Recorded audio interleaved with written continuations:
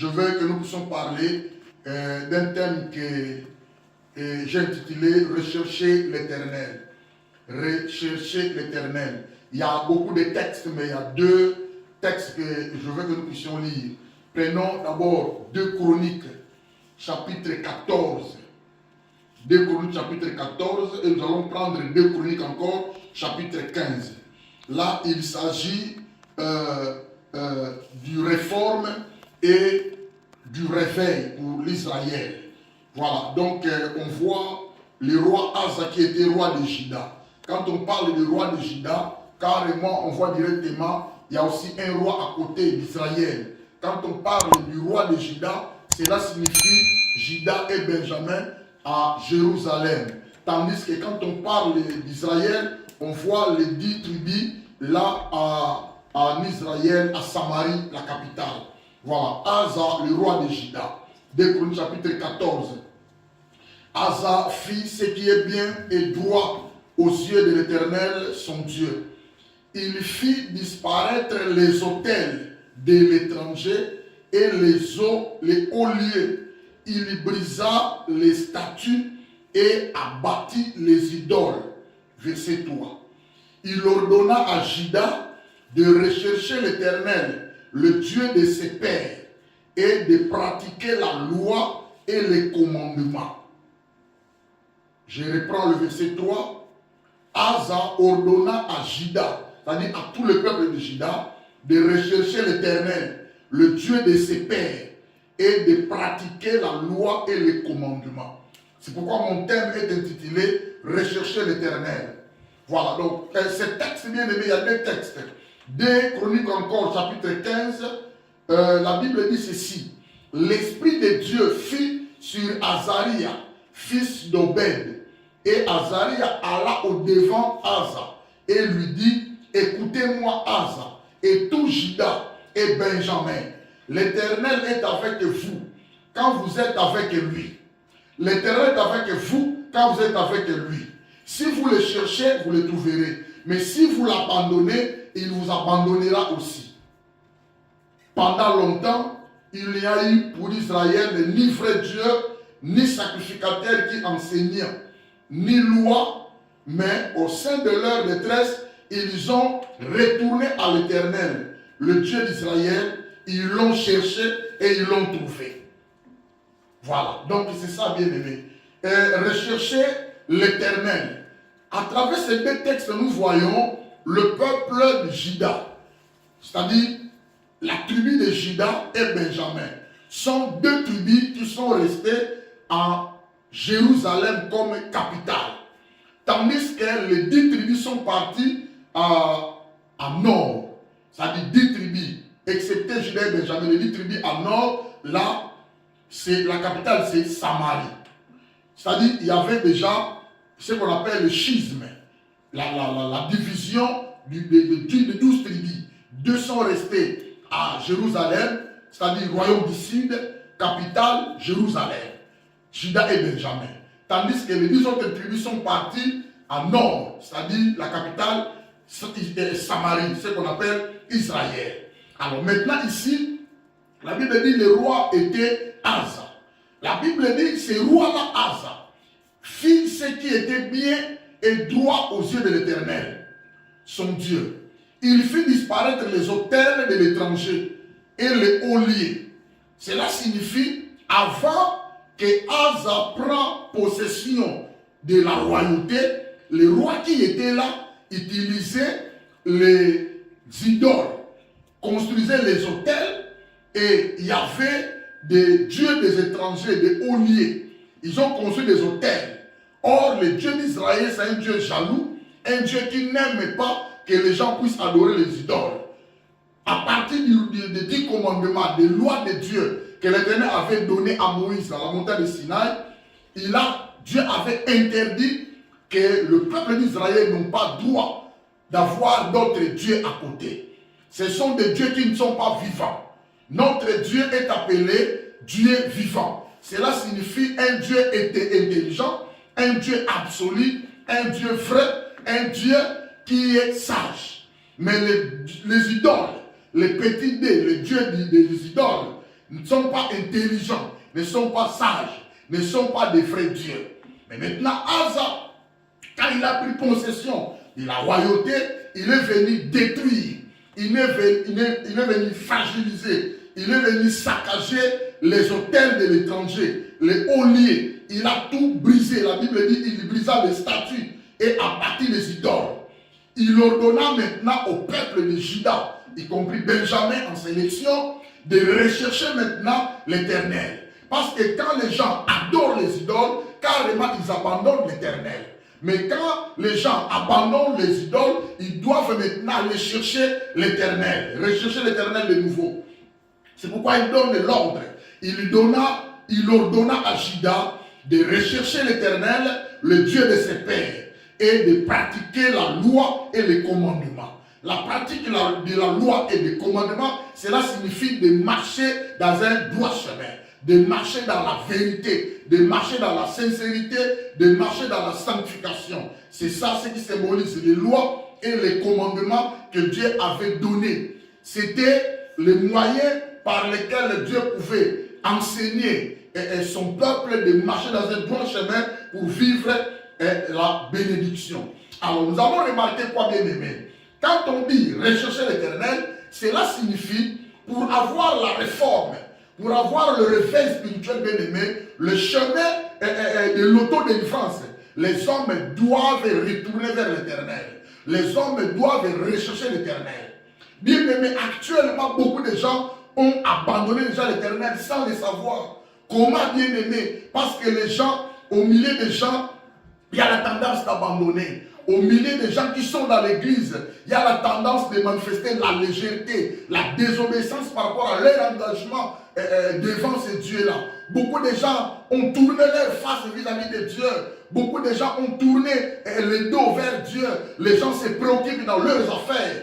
Voilà. Donc pour avoir du réveil et la réforme, bien aimé, les gens doivent aller rechercher l'Éternel. Alors Dieu nous a donné ce message afin que nous qui sommes ici, bien aimés, nous puissions chercher comment les voies et moyens de retrouver la réforme, de rechercher la réforme dans nos vies et le réveil spirituel. Alors c'est pourquoi rechercher l'Éternel, bien aimé, c'est une condition de toute réforme et du réveil au sein du peuple de Dieu. Rechercher l'Éternel, c'est une condition de toutes sortes de réformes et réveils dans une église, dans une famille, dans un couple, voyez, bien aimé, dans une assemblée. Nous devons rechercher l'Éternel. C'est le moyen par lequel nous devons avoir encore du réforme, du nouveau et le réveil spirituel. C'est le moyen par lequel nous devons manifester l'autodélivrance. Beaucoup de vies des gens bien-aimés sont emprisonnés. Pourquoi? Ils ont déjà abandonné Dieu. Leurs consciences ont abandonné Dieu. Ils manifestent la légèreté. Ils manifestent, bien-aimé, du laxisme. Ils manifestent, bien-aimé, le naufrage de foi, l'abandon. Les gens abandonnent facilement Dieu. La Bible ici nous parle du réveil. Le peuple d'Israël avait abandonné Dieu. Le peuple d'Israël adorait les idoles, les statues. Ils ont construit les statues, les autels. Mais quand le roi Asa était venu, la Bible dit, il a ordonné qu'on puisse détruire tout et faire retour à l'Éternel. C'est pourquoi, bien aimés, je veux que nous puissions comprendre que la parole de Dieu vient nous aider aujourd'hui de comprendre comment faire la réforme et chercher le réveil. Bien aimé, quand on dit chercher l'Éternel, cela signifie quoi? Quand on dit rechercher l'Éternel, cela signifie chercher l'Éternel de nouveau. Parce que nous sommes venus chercher celui qui est capable de nous aider. Nous sommes venus chercher celui qui est capable de nous pardonner. Nous sommes venus chercher celui qui est capable de nous secourir, bien aimés. Beaucoup de gens ont besoin du secours de l'Éternel. Beaucoup de gens bien-aimés ont besoin de la main puissante et infaillible de Dieu dans leur vie. Beaucoup de gens bien-aimés ont besoin de l'aide de Dieu. Mais nous devons revenir vers l'Éternel pour le chercher. Quand on dit rechercher l'Éternel, cela signifie chercher l'Éternel de nouveau. Cela signifie le chercher avec un soin, qui signifie on doit s'appliquer, l'application d'esprit pour comprendre quelque chose sur l'éternel. Quand on dit rechercher l'éternel, nous devons faire l'effort d'avoir la révélation, la dimension de la révélation de ce Dieu-là que nous voulons chercher. Au milieu de nous, il y a beaucoup de gens qui sont avec nous, ne savent même pas, ne connaissent même pas la valeur de Dieu. Ils n'ont même pas la révélation de ce Dieu-là. Comment ils viendront le chercher? Quand on dit rechercher l'éternel, cela signifie nous devons le chercher avec un soin. Nous devons faire l'application d'esprit pour comprendre quelque chose. Si c'est Dieu-là que nous sommes venus chercher. Quand on dit rechercher l'éternel, bien aimé, cela signifie nous devons le chercher avec un soin, qui signifie mettre l'attention qu'on a pour l'éternel. On cherche celui à qui on peut mettre l'attention. On cherche celui à qui il est capable de nous aider, de venir en aide. Quand on dit rechercher l'éternel, cela signifie nous devons enquêter sur les actions de l'éternel. Qu'est-ce que l'éternel est? Qui est l'éternel? Qu'est-ce qu'il fait? Quand il se révèle, il fait quoi dans la vie des enfants de Dieu? Quand on dit rechercher l'éternel, nous devons désirer de voir l'éternel, de connaître l'éternel, de fréquenter l'éternel en parlant de lui. Quand on dit rechercher l'éternel, cela signifie nous devons le chercher en se convertissant et se réarranger pour lui. Les enfants d'Israël ont abandonné les idoles. Ils ont abandonné les statues. Ils ont brisé les autels, les hauts lieux qu'ils avaient construits, bien aimés. Ils ont abandonné tout. Ils ont venu rechercher l'éternel en se convertissant. C'est-à-dire en changeant la direction par rapport à la direction qui les a menés vers les idoles. Ils recherchent l'éternel. C'est-à-dire en réengager une fois de plus pour lui. C'est ça. C'est quand on va rechercher l'éternel, nous allons comprendre qu'il y aura du réforme maintenant.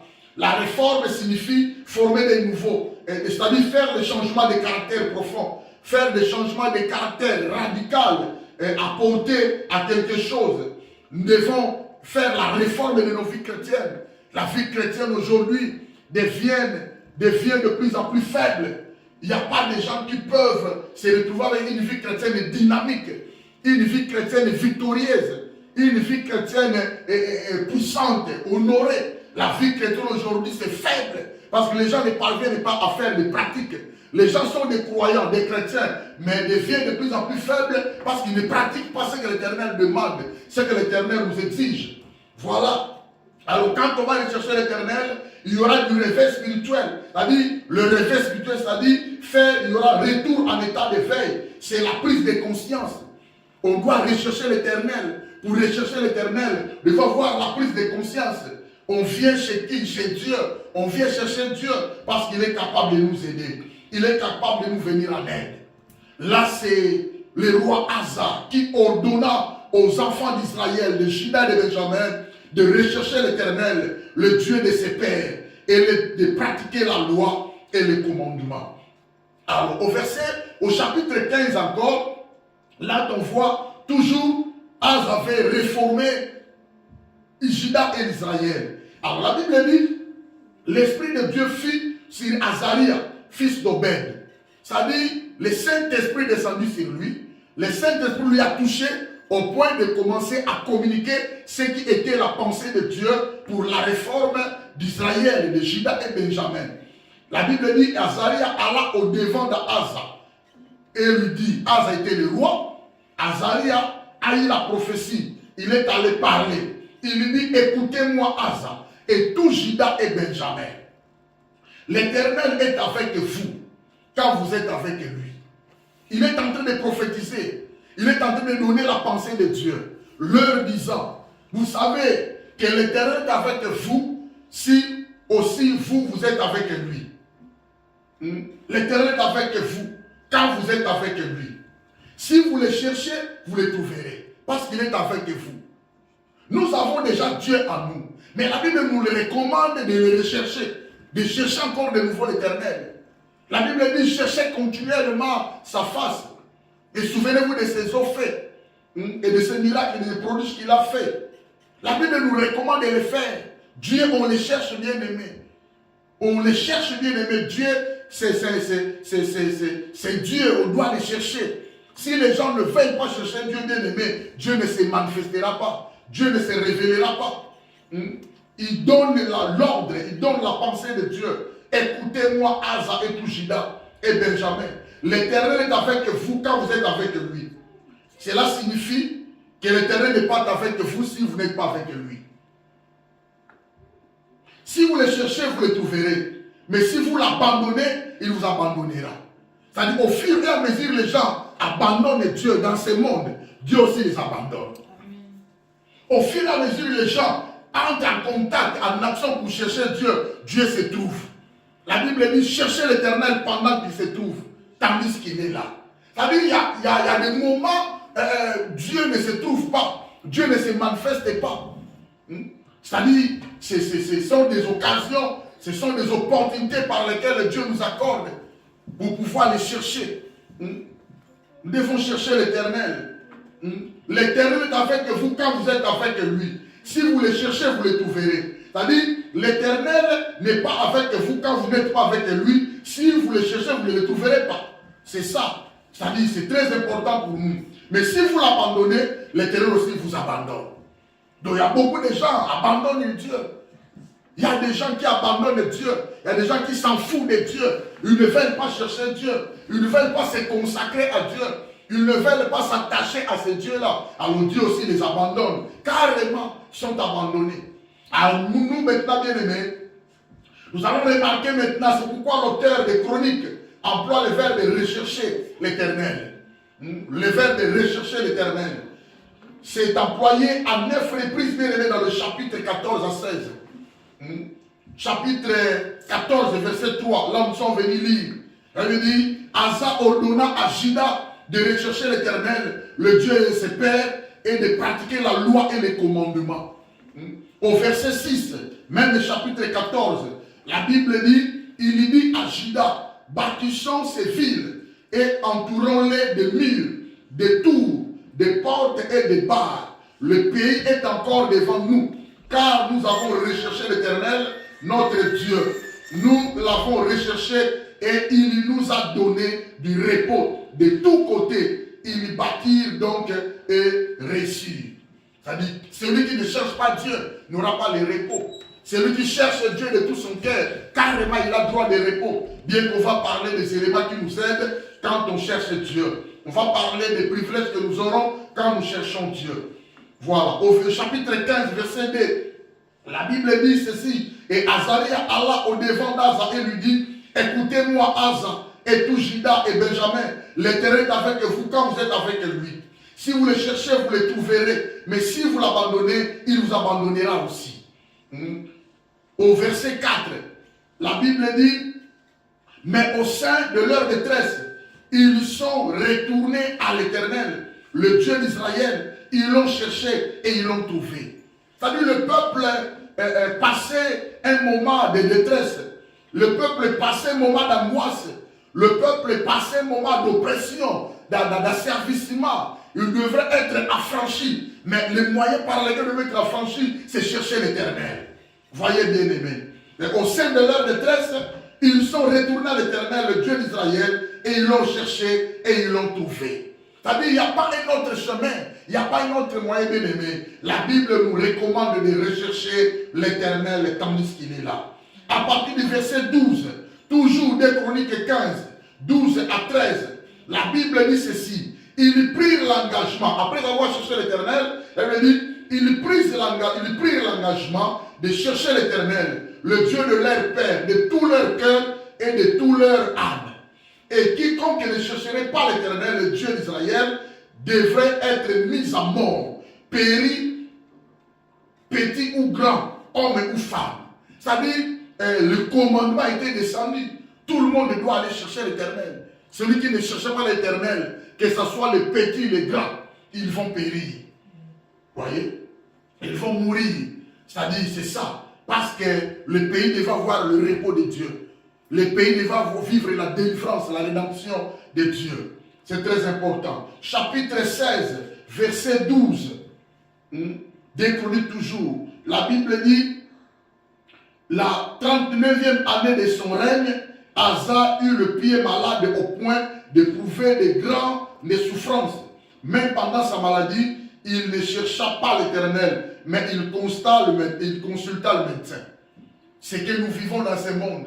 Les gens qui sont malades, les gens qui ont des problèmes, au lieu de chercher l'Éternel, la Bible dit, Asa est allé chercher le médecin. Il a abandonné d'abord Dieu, il est allé chercher le médecin. Or, le médecin ne guérit pas, c'est Dieu qui guérit.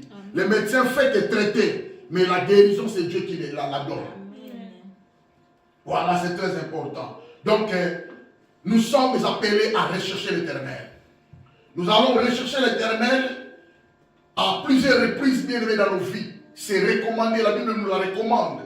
Alors, rechercher l'Éternel, cela signifie désirer et poursuivre sérieusement 4 éléments que je veux que nous puissions annoncer maintenant, et c'est ce qui va nous aider à pénétrer encore la prière. Rechercher l'Éternel signifie désirer et poursuivre sérieusement, premièrement, sa présence. Quand on dit rechercher l'Éternel, cela signifie Dieu veut que nous puissions avoir le désir, désirer, nous devons avoir le désir de poursuivre sérieusement. Vous savez bien aimé, nous avons déjà Dieu en nous. Nous avons la présence de Dieu en nous. Nous avons le Saint-Esprit en nous qui représente le Seigneur en nous. Tout enfant de Dieu a Jésus en lui, le Saint-Esprit en lui. Mais la Bible nous dit de rechercher l'Éternel encore de nouveau. Cela signifie désirer maintenant, avoir le désir, avoir la soif, avoir les ailes, de poursuivre sérieusement. Quand on dit sérieusement, c'est-à-dire avoir la conscience ferme, avoir la pensée positive quand on cherche Dieu. Quand on dit sérieusement, c'est-à-dire faire l'effort d'aller chercher l'Éternel. Avoir la conscience, haute conscience. Premièrement, de chercher, avoir le désir d'être dans sa présence. C'est ça, chercher l'Éternel. Comment on peut chercher l'Éternel, mais on ne veut pas sa présence. On n'aime pas sa présence. On ne vit pas dans sa présence. Ça ne va pas marcher. Donc, nous devons avoir le désir de poursuivre sérieusement, premièrement, sa présence, la présence de Dieu. Deuxièmement, il faut désirer ou poursuivre sérieusement la communion avec lui. Nous devons avoir la bonne communion avec Dieu. La communion avec le Saint-Esprit. La communion avec Dieu nous est exigée, bien aimés. On ne peut pas chercher l'Éternel et le trouver sans la communion. On ne peut pas chercher l'Éternel avec l'impureté. On ne peut pas chercher l'Éternel avec le péché. On ne peut pas chercher l'Éternel sans engagement. Nous devons chercher l'Éternel et avoir le désir et poursuivre sérieusement la communion avec Dieu. Cherchons d'abord à avoir un degré d'intimité avec ce Dieu-là. C'est très important pour bien aimer. Chercher l'Éternel, et troisièmement, signifie désirer et poursuivre sérieusement la direction de Dieu. Beaucoup de gens aiment Dieu, mais ne veulent pas avoir de directives venant de Dieu. Beaucoup de gens aiment Dieu, mais ne veulent pas être conduits, dirigés, orientés par Dieu. Voyez, beaucoup de gens aiment Dieu, mais n'ont pas le temps de consulter Dieu pour faire leurs projets et atteindre leurs objectifs. Dieu nous recommande, bien aimés, d'être directionnés par lui. C'est ça, chercher l'Éternel. Et quatrièmement, chercher l'Éternel signifie désirer, avoir le désir de poursuivre sérieusement la sainteté de l'Éternel. Dieu est saint. Quand on cherche l'Éternel, nous devons manifester la sainteté. Nous devons voir la sainteté en nous. Nous devons être sans péché, purifiés, consacrés, sanctifiés par le Saint-Esprit. Nous avons déjà été sanctifiés, mais nous devons rechercher encore la justice et la sanctification. C'est très important. Nous avons la communion avec Dieu, mais nous devons faire augmenter encore la communion. C'est-à-dire avoir un degré d'intimité avec ce Dieu-là. Quand la communion sera intense, bien aimé, nous deviendrons des amis de Dieu. Car Dieu aime les gens qui ont la bonne communion avec lui. Il y aura une meilleure relation, bien aimé, avec Dieu. Et Dieu nous ne cachera jamais des choses. Dieu nous ne cachera jamais ce que le monde des ténèbres projette ou prépare pour nous. Parce que nous sommes en bonne communion avec lui. Donc, il y a 4 éléments, bien aimés, je veux que nous puissions prier maintenant. Rechercher l'Éternel signifie, bien aimé, désirer et poursuivre sérieusement sa présence, sa communion, sa direction et sa sainteté. Au nom de Jésus.